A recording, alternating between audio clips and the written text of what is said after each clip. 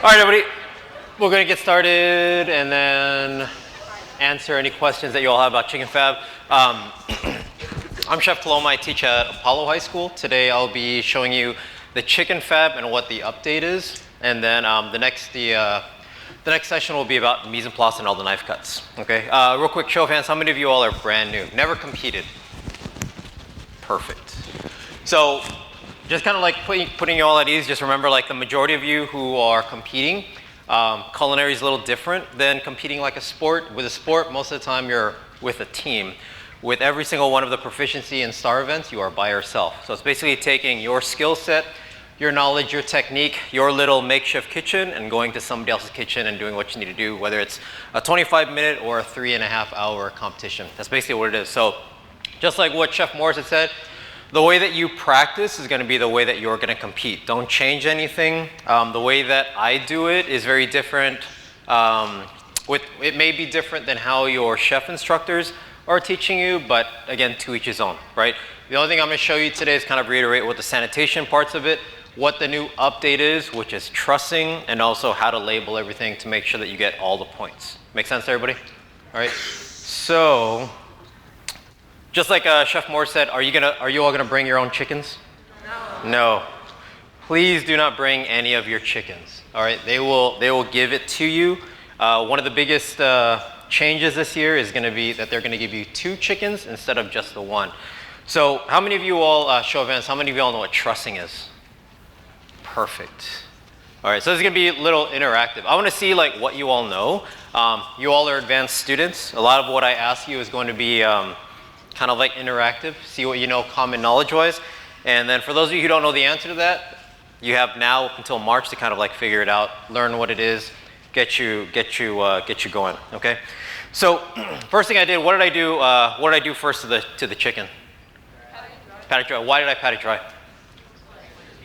So it's less slimy, so that you don't have any accidents, etc. Do me a favor, if you are not interested in learning, like you could like go somewhere else. There's other sessions, right? Like if you already know it, like by all means, like no harm, no foul. Go somewhere else. Yeah. So pat it dry.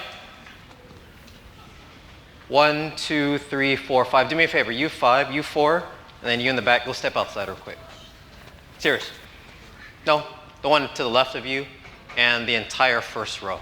Go outside. Hurry. Walk faster. There you go.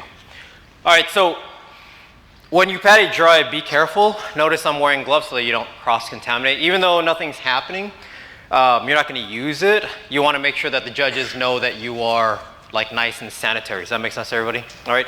So pat it dry on the top, pat it dry on the bottom. Even on the inside, you have to understand that all these chickens come in boxes of 14. They're all sitting in their own liquid. Okay. So pat it dry on the inside, outside, because at the end of the day, you don't want like all that chicken juice to be all on your station. Does that make sense? Okay. So it's just good practice. If you didn't know that, like literally, when we hold these, it'll be paper on the bottom, paper on top, paper on the inside, and that's about it. Okay. It's just easier when it's like really dry. Okay. So the first part is trussing. You'll have 2 chickens. Whether you do it in the beginning or whether you do it at the end is kind of up to you. But you'll have your sheet tray ready to go. All right. So biggest thing about trussing is, believe it or not, some of you all make a mistake and you think that this is the top of the chicken, this is the bottom of the chicken. So if you understand anatomy, just like with knife cuts, if you understand chicken, all of the poultry is the same. So Cornish game hen, goose, duck, turkey, pheasant, chicken, it's all the same. So make sure you know orientation-wise, this is the backbone. If I try to truss it this way, it's not going to work out. So flip it so it's breast side up. You'll know because the wings are pointed up. Does that make sense to everybody? All right. So when we roast a chicken or roast a turkey, this is the crown part. You want to push all this in so that A, it's presentable, and B, it cooks evenly. So you want to make sure you truss it this way. I truss it from the leg, so usually the cavity is what you stuff it with, mirepoix, herbs, whatever it is. You're going to take your own butcher twine, bring extra just in case. This is excessive, but just in case like you have an accident, just in case you need to cut some excess, you have excess, all right? So you see where the legs are at? You're gonna make a figure 8. So kind of like this. See like where the legs are at? So on the top part, I go over, and then on the second one, I go under. Then I reverse it and do the exact same thing, just opposite. So that's what I mean by figure eight. When you pull it tight, see how the legs close? All right, so now on the crown, this is nice and tight. Does that make sense? So when I pulled it and I made that figure eight, the top of that chicken closes on its own. If it's still open, it's not considered trussing, okay? So now, keeping it tight, you're gonna take the rest of the twine, you're gonna go over and under the legs, past the breast, above the wings this way. You could flip it toward you if you want. And then what you're gonna do is you're gonna tie a knot. So it's tight.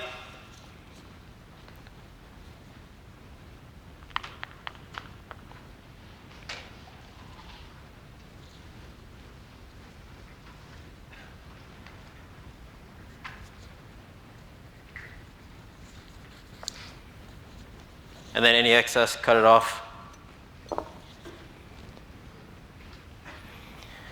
And then the last part, you're gonna take the wings and you're gonna tuck them in. All right, so wings, that's the smallest part of the chicken. So if you roast it like that, it's gonna roast fast while everything else is raw. So what you wanna do is you wanna take the wings, kinda like this. All right, take the wings, and then the wing tips, you're gonna bend it underneath. It's kinda like you're dislocating it this way, right? So now, when you have a chicken that's trussed, see how the wings are nice and compact? Breast is up, legs are compact, so that's how you truss it. So your first chicken, whether it's the beginning or at the end, you're gonna leave that off to the side and let them grade that. Does that make sense? All right.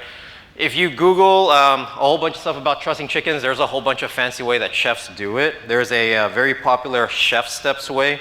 Don't do it that way, because that way is not the industry standard. That's more of kind of like a different presentation part of it.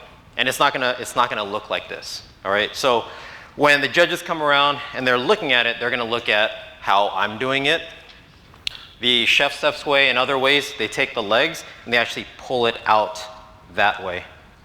If you see how different that is, all right? There's reasoning to that, but for industry standards, if you're to go to any kitchen, they tell you to truss 20 chickens, it's gonna be the way that I showed you. Does that make sense? All right, so one chicken's off to the side, truss, and the other one you're gonna fab it out. All right, any questions about trussing? Yep. So, Googling just industry standard truss chicken, the videos are gonna come up like this? Mm-hmm. So as long as it's just industry standard, okay. Yep, wings tucked in, legs pushed in, and then using the twine. There's a way to do this without twine. I'm not gonna show you that. That's like a fancy thing to do, but all of you should get twine.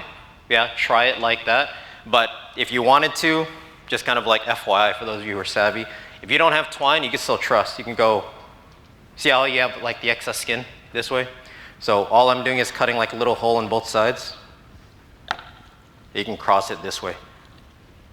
All right, so that's like an industry thing, right? So for you all, go buy twine, use it, it's a little bit easier. If you're not used to this, don't do it like that, right? So you do it the first way that I showed you. This is just like a nice to know thing. Make sense? All right, so trussing is just to make it uniform so it cooks evenly. So you see that with tenderloins, you see that with beef, you see that with chicken, it doesn't matter, all right? So now we can start getting into the fabricating part, right? If I fabricated chicken, how many pieces would you have that's general? 6, 8, 10, 12, 8. So you have 8 general ways that you fabricate. That would be the 2 breasts, 2 wings, 2 legs, and 2 thighs. So for this one, they're gonna ask you a little bit more, okay? So again, if you're to Google industry standard of fabrication, it would be 8 pieces. If you have a bigger chicken or if you have a turkey, the breast would be split into 2. So it would be 10 pieces.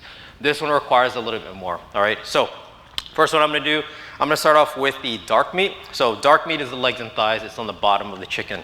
White meat is gonna be breast and your wings, all right? They're calling for 1 drum, 1 deboned thigh, 1 leg quarter, boneless, skinless breast, an airline chicken breast that all of you are gonna get, those of you who are doing culinary arts event, that's the chicken that you're gonna cook. You're gonna do 1 whole wing and 2 tenderloins. So it's a little more specific in how they want you to fabricate it, all right? So I always try to explain to my students, understand what the anatomy is. For fabricating, if there's bone, do you ever want to cut through the bone? Never cut through the bone. Okay, there's a time and place for it, but for chicken and for you all, don't take your chef's knife that is super sharp. Like don't do that and try to hack away at the chicken because you may have an accident, okay? So there's only one bone that I remove. Does anybody know what bone I would remove before I fabricate? The wishbone? Yeah, the wishbone, so the clavicle, right? So I try to explain it to my kids like, your anatomy is almost the same thing as all the other animals' anatomy, all right? Your wishbone is your clavicle, right? It's your collarbone. Chickens have the same thing. So if I take this chicken and one day this chicken was like living its best life, yeah? The wishbone is right here where yours is at. It's the same thing. The reason why I remove that is because when you fabricate both sides of the breast, when you get to about this part, right where the keel bone is at, like your chest plate, do you all have that? Chickens have the same thing, right? So when you understand that, if you don't remove it, you're gonna run into that bone. And either one of two things are gonna happen. You're gonna lose yield, what's usable on this, or you're gonna force it, you're gonna cut through it, and you're gonna present them with something that's bone in, right? The other part of the rubric is they're gonna look at your carcass. They're gonna look at what's left over. Because if I have 20 chickens and I have all the carcasses, am I gonna throw all the carcasses out? What would I make with the chicken bones? Stock, right? So that's an industry thing. To take something that's $4 or $5 and to make 4 or 5 meals plus chicken stock, that I would use anything with water and make my own chicken stock. That's how chefs think, right? So I'm gonna remove that. It's superficial, so just like your clavicle, if you press on it, you could feel it. It's right underneath where the head and neck used to be. So all I'm gonna do, using a boning knife, right? I'm gonna make 2 slits, kind of like an upside down V on one side and one on the opposite side. All right. So I made like an upside down V right here where the head and neck used to be. And I'm gonna go in there with my fingers and I'm gonna run my fingers up against the bone, removing some of that meat. So you'll feel it. Sometimes, especially with the chickens that they order for you, they're damaged. Okay, speaking of which, when you get your 2 chickens and they're damaged, the skin is damaged, a bone in the legs are broken, make sure you let the judges know before you start that there's damage on your chicken. You don't want to get docked points just because you were given a chicken that was accidentally misused while it went through processing. Does that make sense? All right. So if you give them a full drum and it's broken at the leg and you didn't do that, you're going to get docked for it if you don't tell them.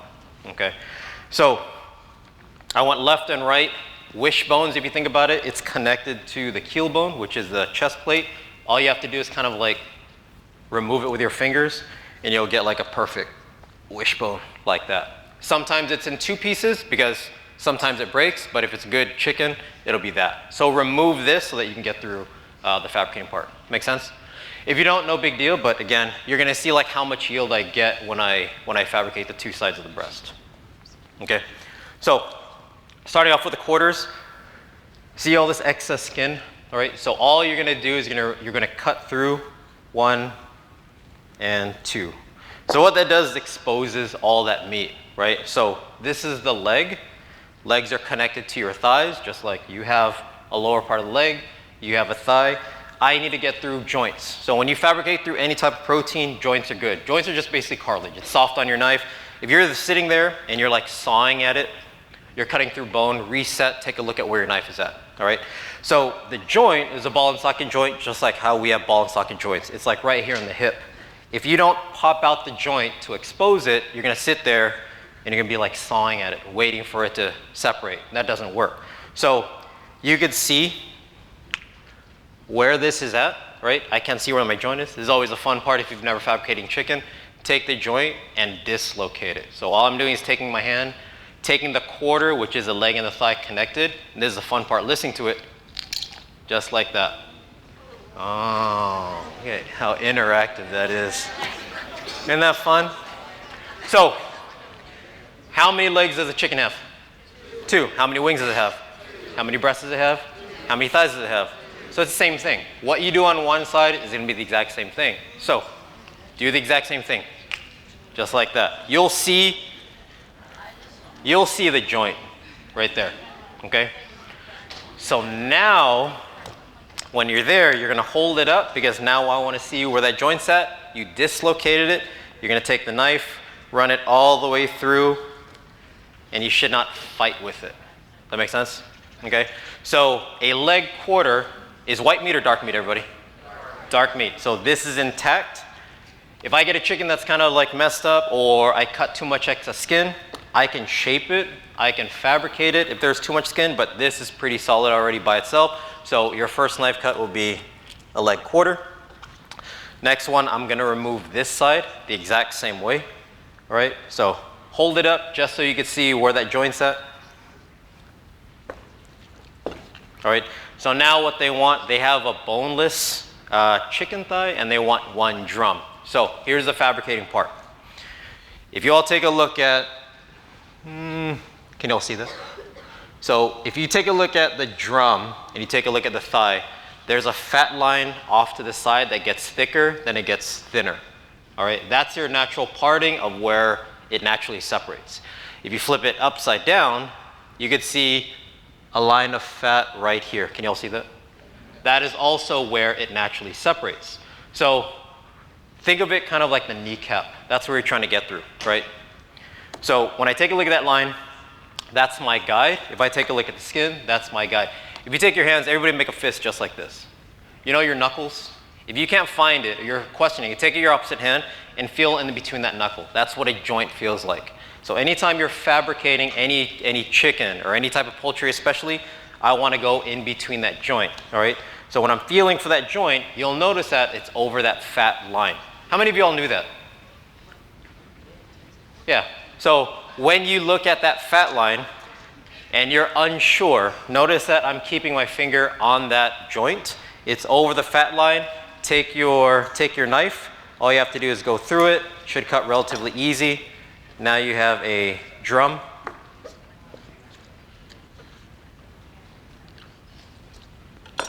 Okay, so that's the drum. And then when you're fabricating your thigh, how many bones does a thigh have? It has one, okay? There's one bone in the thigh right here, okay? So when you're doing this, you're gonna take your knife, you're gonna go directly over the bone, and you're gonna do what's called Frenching, okay? So Frenching means to take the tip of your knife and you're just slowly starting to scrape it off. That's all that means, all right? So I'm going over it. I know that there's a left side and the right side of the bone. Take your knife, go around the joint, and then what you can do, it's a little bit more difficult when the thigh is really small, but if you can, once I've separated the left and the right, I'm gonna take my fingers and just like what I did to the wishbone, I'm gonna do the exact same thing. I'm gonna take it and kind of push until my fingers kind of meet like this, and I'm going to use my fingers to separate it.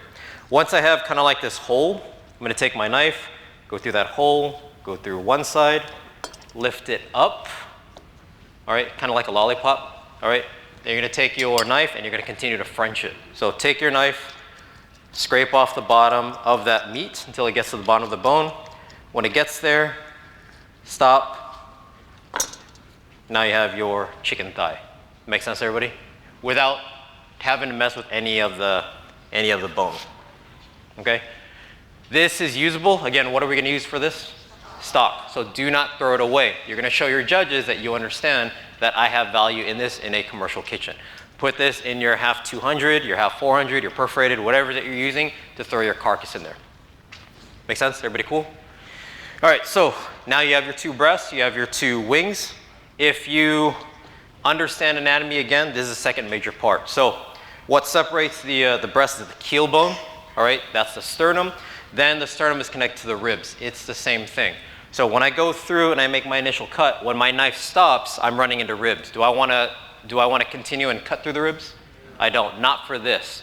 If you go out to the grocery store, if you're doing it at home and you want that, that's cool, that's fine. But for this, remember, don't cut through it. Don't take your chef's knife and do like this. Don't bring a cleaver and do that. Get it so that it's nice and clean. So if I'm removing my right side, I'm gonna use this for my airline breast, which is chicken breast, and also the drum. Okay, that's what airline is. The opposite side is going to be boneless, skinless breast, and then a full wing.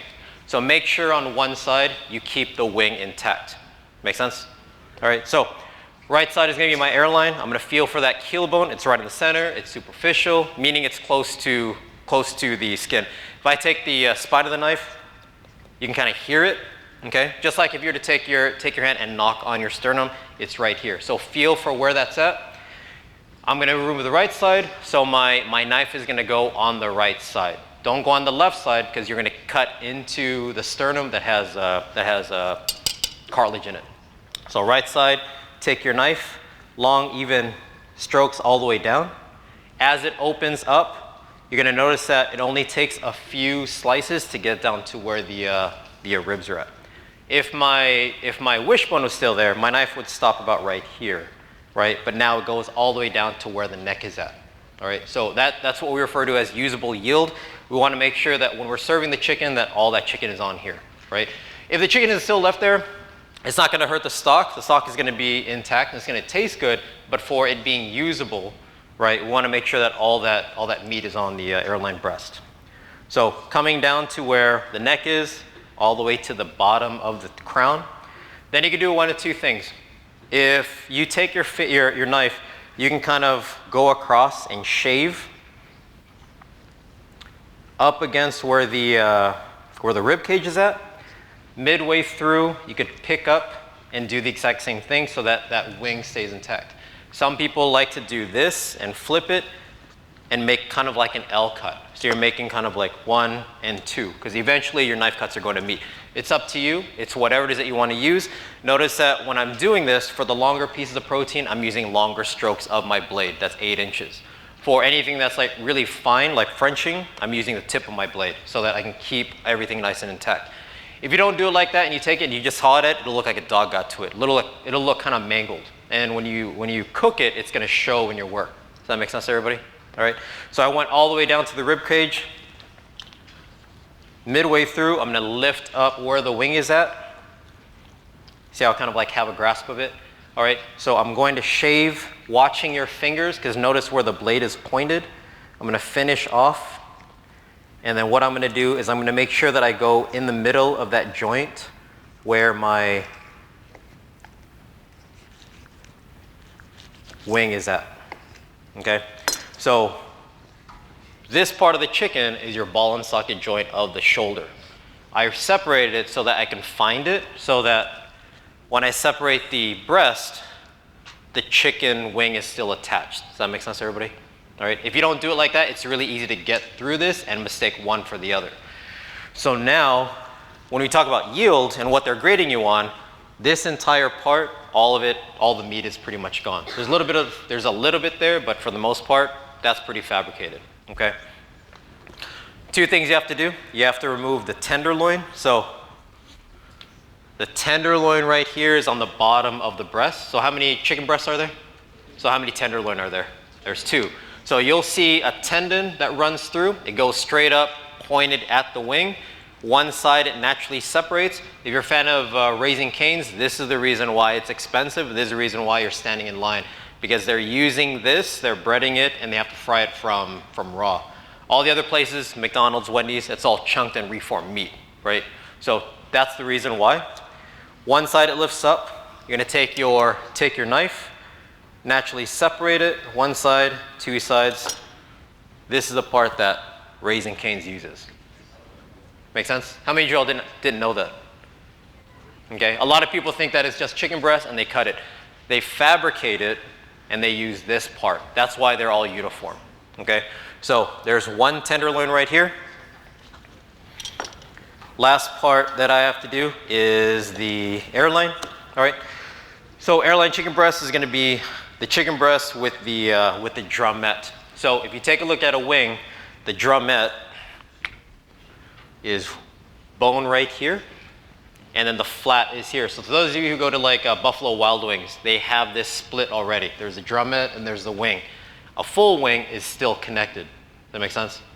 So what I want to do is, this is 1 bone, this is 2 bones. I want to cut right in the middle of that joint. All right, kind of like, think of it like your elbow.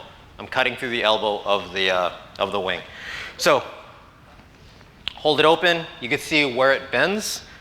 Open it up. As soon as you open it up, it'll expose the joint. All right, so kind of like white, which is a cartilage, go through it. This is the part that you're going to discard for stock. That goes over to the side. This is the part where the drummet is at, and then the last part that you have to do is you have to French it. All right, so this is like an old school like French technique. Hold it up, take your knife, and you're going to take the rest of the meat and push it all down.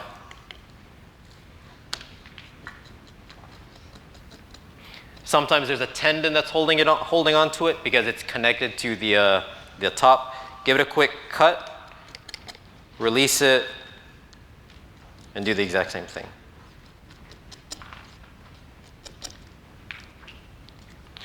During competition for culinary arts, they may or may not have you do this. So if they give you a full chicken breast with the wing, guess what you're going to have to do? You're going to have to French it. So you're going to have to remove this part and French it. Make sense? So if you don't do it and you still have this part attached, or if you have meat still showing, can that affect your grade for your rubric? Yeah, so you can see it.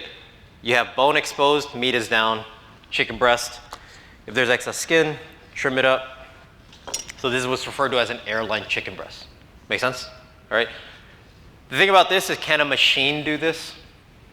No. So every time you order it from Shamrock or from US Foods, or a restaurant orders it, it's on their menu, you're paying more money for somebody to do that for you, because a machine is not finite enough to do all that little work.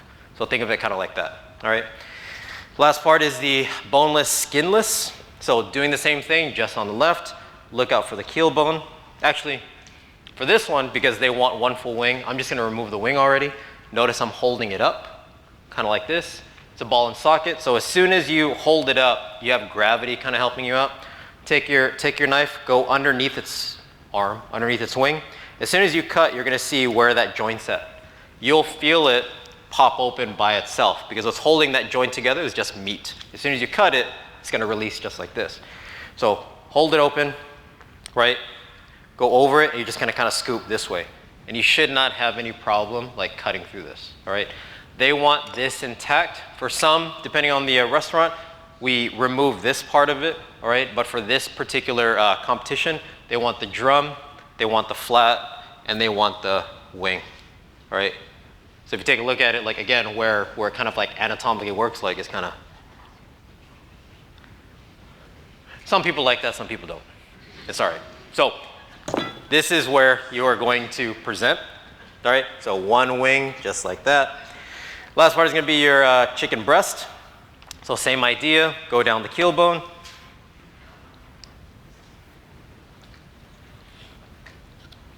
All right, where it stops, what am I hitting again? The ribs, okay? Lift up on it. You can go this way. Here's another way you can do it. If you take a look at underneath, right, there's a fat line that's right here too. So if you understand anatomy, for those of you, especially going to the medical field, like anatomy is kind of cool because, again, chickens, duck, goose, Cornish game hen, turkey, they're all the same.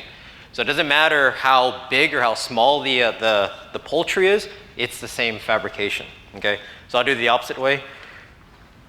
Come up, watch your fingers, use the tip of the blade, and once I've made about three quarters of the cut, all you have to do is use the tip of the blade and just kind of finish it off.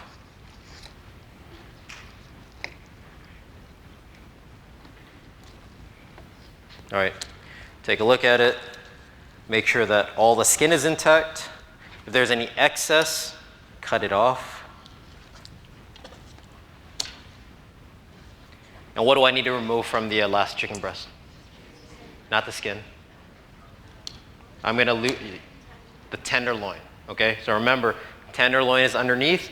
One side naturally separates. One side is clinging. Take your knife, go over it, go under it. So you have your other tenderloin. All right, so now you have your chicken breast. 1, 2, 3, 4, 5, 6, 7 pieces. This is their carcass. It's going to go in your 200 pan, and this is what they're going to look at. Make sense? Any questions on chicken fab?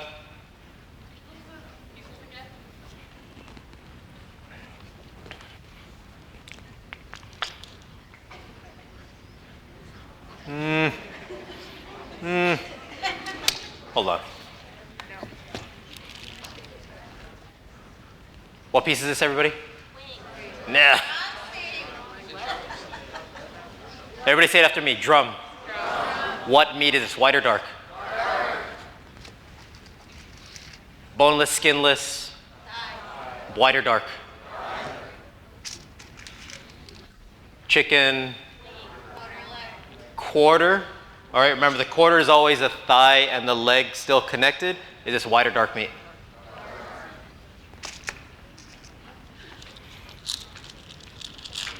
These two? How many do you get? White or dark?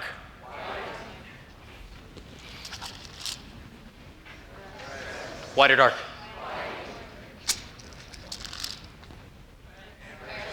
Say it with me. Airline chicken breast. Do you know why they call it airline chicken breast? Back in the day, old people like me, right? When you used to go fly on a plane, you understand that planes were like, getting on a plane was like a fancy thing. You all understand that. People would get dressed on the plane. They would wear suit and tie and dresses. Did you all know that? Now I can go in wearing like a onesie. Like, it doesn't matter, right? So before, if it was like an actual thing, everything on the plane was kind of bougie. It was kind of fancy. So what they would actually do, they would actually cook for you. Airline chicken breast was something that you saw. I think it was American or United Airlines. That's what they started to do. They actually had like a chef team to actually cook for you. That's where it came from. It's very 1980s and before. You don't really see that now. It's a technique. Even though I don't do it at home, any of the restaurants that I've worked at, no, not one chef has asked me to make that. It's still something that I know how to do because it's a technique. Does that make sense to everybody? Okay. So when you are presenting all of your chicken, you're going to make sure that you sanitize your station, sanitize your knives, you're going to present everything on parchment. You can write all the names pre-done. You don't have to go there and write everything. I would mark it. There's 1, 2, 3, 4, 5, 6, 7. Make little grids and go ahead and mark it. Does that make sense to everybody? If you're doing it, question for you all. If I'm already doing it like this, and I take off my gloves, and I get my Sharpie out, and I'm going back and forth like this, what am I doing? I'm cross-contaminating. Somebody's over there, because the way that the judges work, some are going to be looking at the chicken, some are going to be looking at your uniform, some are going to be looking at your sanitation. If somebody is looking at you for a long time, it's usually not a good thing. They're looking at something that you are doing, and they're making notes of it. So just kind of remember that, okay? The expectation is everybody is supposed to do what they're supposed to do, right? But when a judge is there vigorously writing, usually they're writing something so that you could see how to fix it later on. Does that make sense? Carcass is off to the side, all right? They will come around, grade it, they'll collect it. You'll take all your meats, put it where it needs to go, all right? If you cut yourself during competition, are you going to keep going? Okay, do not keep going. Do you think that we've seen it in the past where students keep going? Even though it's a little cut and there's like streaks of blood, you understand it is no longer RTE, cross-contaminating, it's all bad, right? So if something happens in the 25 minutes that you all have your chicken, you're gonna stop, put your stuff down, go to where all the Band-Aids, the first aid kit is at, just like a sport. How many of you all play sports again? Have you ever gotten hurt and then you quit? Right? You never quit. Usually it's just something that can be covered, right? If you put a Band-Aid on, what do you need to put on your hand? Put on a glove, get back to work. Whether it takes you 2 minutes, 30 seconds, whatever, get back to work, get the food back on the plate. Does that make sense, everybody? Unless you completely like do something bad, right? It should not involve anything like super serious. Most of the times it's like little nicks. You all are nervous. Some of you who don't get your knives sharpened, you probably should work with a sharp chef's knife. It's night and day. If you don't use a sharp chef's knife and you end up like sawing at, or like not a chef's knife, but a boning knife, you're gonna end up sawing at it. And then maybe one day you do work with something that's a little sharper, you're not going to be able to accommodate how it feels. Because if it's dull, I'm gonna end up like doing this a lot. If you notice, like when I removed the longest part, which is the chicken breast, it was just 2 swipes, okay? So when you have to accommodate for stuff like that, you have to make sure you're practicing just like how you're gonna perform, all right? Do it with sharp knives. Watch your fingers where your knife is pointed toward it. Make sure you're lifting up so that when you complete a cut, your knife is not You're not having a handshake with your knife. That's basically what it is. Make sense? Questions? Comments? All right, everybody, thanks. I'll see you all at Mise en Place if you come back.